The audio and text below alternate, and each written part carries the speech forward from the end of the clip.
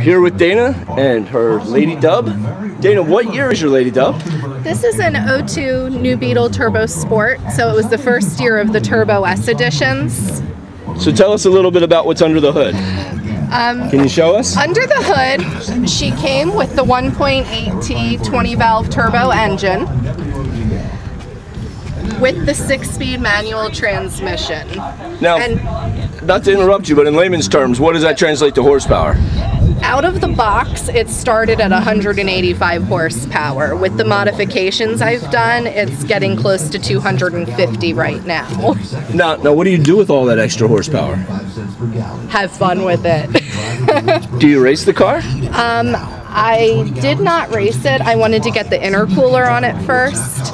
And actually, with the new collector's car insurance that she has on her, because she is a show car, one of the stipulations is that it doesn't race, because the insurance companies do not like you to risk that when they're doing high dollar coverage. So I honestly love her too much to risk any of that in the first place, so perfectly fine by me. Well, she certainly looks fast enough sitting still. So Absolutely. Give us a tour if we can. Let's go around to the driver's store and tell us a bit about some of the customizations you've done. Okay. The entire car, obviously with that type of engine performance package, I started my modifications from the inside out. They had this beautiful fast car, and then when I looked inside, when it was stock, it had a gray headliner, black and gray leather seats, perfectly fine for a daily driver.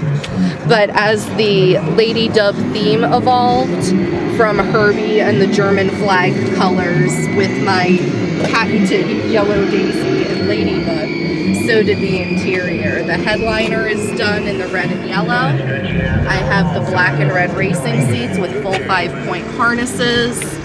The neon yellow carpet always turns heads as well. Added all of the gauges and full audio video, which goes around to the back as well, but up front you can also see the window tint and the sunshade, the racing pedals with the Ladybug floor mats and the New Beetle dead pedal. That's something those of us who are on newbeetle.org kind of love and share with our cars as we go around.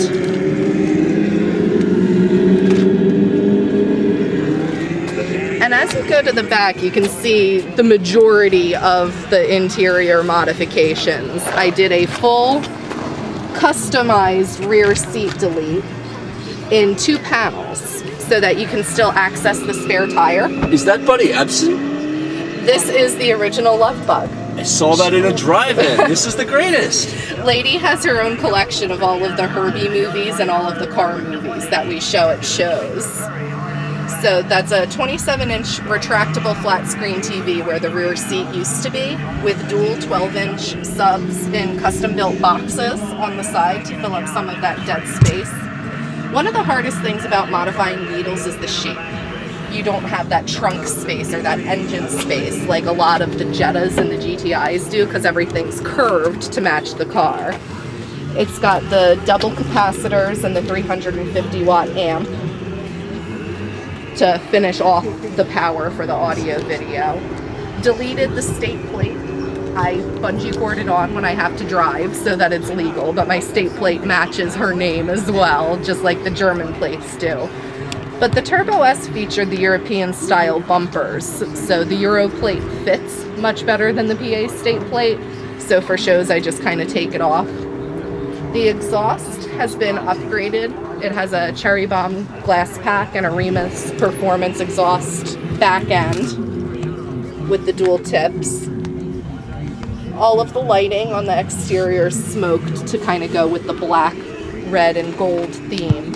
And my latest modification is still in the process. I got my hands on the 2012 Retro Steelies, ran the adapters to get them to mount onto the older car because the bolt pattern changed, and put Hankook Ventus tires on it.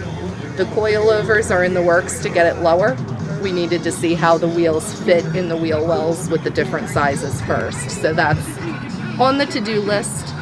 Part of the beauty of modifying cars is they're never done.